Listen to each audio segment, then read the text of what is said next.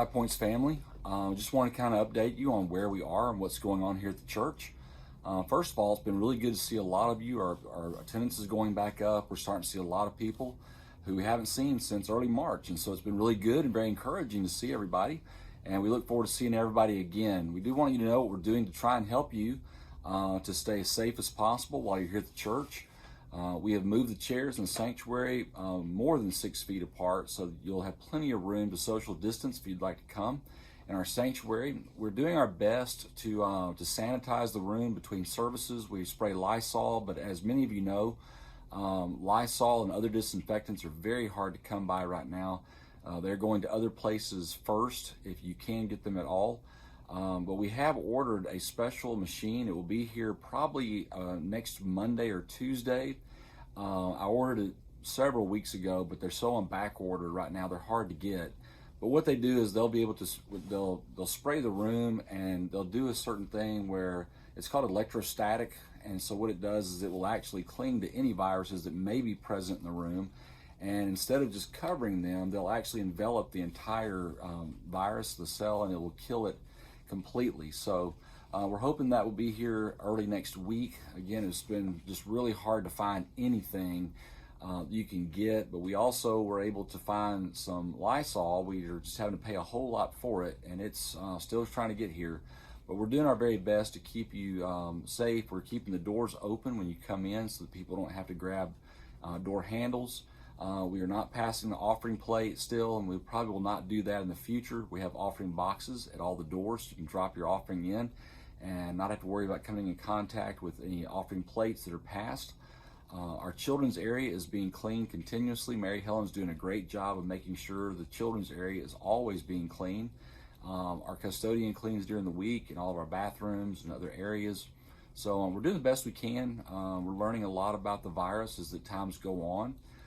So we do know that it's a little bit harder, it's very hard actually to contract the virus from surface to surface, the more they get to know about this virus. So that's very encouraging for our situation for sure. We are asking people when they come into our buildings to wear masks, especially as you walk through crowds, if you'll just wear that and be considerate of other people. Right now, as many of you know, in all of our society, the whole mask situation has become very divisive. There are people on both sides of the argument that are very adamant about their position. There are some people that say masks are absolutely necessary to stop the spread of the virus. There are other people that say masks have no value in stopping the virus, and they have different opinions, different sources they take to prove their point. The truth of the matter is, you know, I'm a pastor, I'm not a scientist, and I've seen both sides of the argument, and I understand both sides of the argument.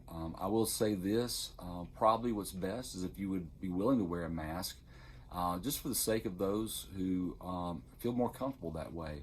You know, I'd be willing to wear a mask just because wearing one doesn't hurt anything. I mean, it's not going to hurt me to wear a mask in front of people for a few minutes or for an hour or something like that on Sunday. So, you know, if you'd be willing to do that as a concession to those who feel safe that way, and because it won't hurt anything, that's for sure. So we'd like to do everything we can to make everybody feel as comfortable as possible. The Bible's really clear that if we can do anything to help a brother or sister in Christ in any way and to keep there from being any division or disunity, we need to do that. And so wearing a mask will do that. It'll help us quite a bit. So as you know, that when Chris or I are on stage, when Chris is leading or if I'm preaching, we won't wear them at that time, but we'll be very distanced from anybody that will be anywhere close to us. When we come off the platform, we'll be sure to put those back on. But we want to do what we can to help in that situation to avoid any spread of the virus here at the church. John's also has the youth area where he has the kids distance as well. The youth are gotten much more back in the swing of things right now. I know that there was a Wednesday night a couple weeks ago. I think he had 45 or 46 kids down in the gym, and they had a great time. He's leading Bible studies up on 3rd floor. They're having Sunday school on Sunday mornings. Our children have Sunday school and Sunday school on Sunday morning at both hours. So we'll be getting back soon to having just Sunday school at 1 hour and worship for children in the other hour. So there's plenty going on for your kids. We also launched our preteen ministry, which is for 5th and 6th graders. It meets down below the sanctuary, right below the back side of the sanctuary. We come in off the front porch. They started this past Sunday, and I think Mary Helen said they had 17 in our preteen ministry, which is a fantastic start. Our college and young singles also started back up this week. They have a new place to meet and new leaders, and they're over in the house next door to the church. The upstairs of that house is our mission house for our missionaries on furlough to live, and the bottom floor is completely dedicated to our college and young singles. So they met and had a great time, their first time meeting together down there, so we encourage you to be there. Many of our Sunday school classes have started meeting again. Some meet here on Sunday mornings here on campus. Some meet in their regular rooms, and some are meeting in open areas like the gym. Some go to the choir room, even the fellowship hall where they can space out a little bit more. Some are meeting off campus, and at times not on Sunday morning. We have some that come at other times here to the church when there's no one else here except them, and we encourage you to do that. They can meet in the gym and spread out, or they can meet in the sanctuary and spread out. Other places around our church where there's plenty of room to meet, we would encourage you to do that within your class. But what we're doing is we're not going to mandate that classes meet. We're leaving that up to all the individual classes to decide when is best. And we want the Sunday school leaders to make those decisions in working with their class so that you come back when you feel comfortable meeting. So that's what we want you to be able to do.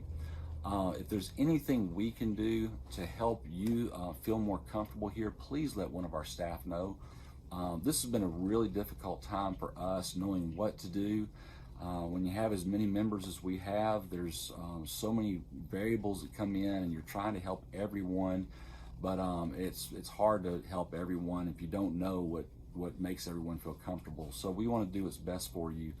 To those of you who are senior adults, we have numerous senior adults who are staying home because it is a scary time for y'all, and I know that. Especially those of y'all who may be living alone. Please let us know how we can minister to you. We love you, we miss you so much, and we understand why you're not here. We completely understand. But we want to make sure that you are not feeling alone. If there's anything we can do to help, please call one of our staff and let us know how we can help. We would love to do that and minister to you in any way that we can. For those of y'all who have children, we would love for you to reach out to Mary Helen and just tell her, let her know what could we do to help you feel safe when you get ready to return. If you have questions, be sure and ask her. The same goes for our teenagers to reach out to John and to share what we could do to help your family as well. Our senior adults, just reach out to Lainey and let her know, or you can reach out to me as well and just tell us what you think. Because we really do want to help. But we were talking in staff meeting that it's kind of hard to help when we don't know what would make you feel comfortable. And so we want to be able to do that. But anyway, it has been great getting people back together. Like I said, our attendance has been going back up. Yesterday we had good crowds in both services, and we had numerous people here for the first time in a long time. It's so good to see them. But we really do love y'all. We miss y'all. We're so hoping this is going to be over soon. This has gone on so much longer than I think any of us thought it would. And but we want to stay as good as we can as a strong church. We don't want this to divide our church or hurt our church by different opinions of the mask or whatever. We want to stay strong as brothers and sisters in Christ, to love each other, support each other, minister each other, and care for each other during this time, and also to continue to do ministry in our area. So let us know what we can do. Let us know what you think, and we'll be happy to do whatever we can. But let us just be sure we miss you, we love you, and we look forward to all being together again really soon.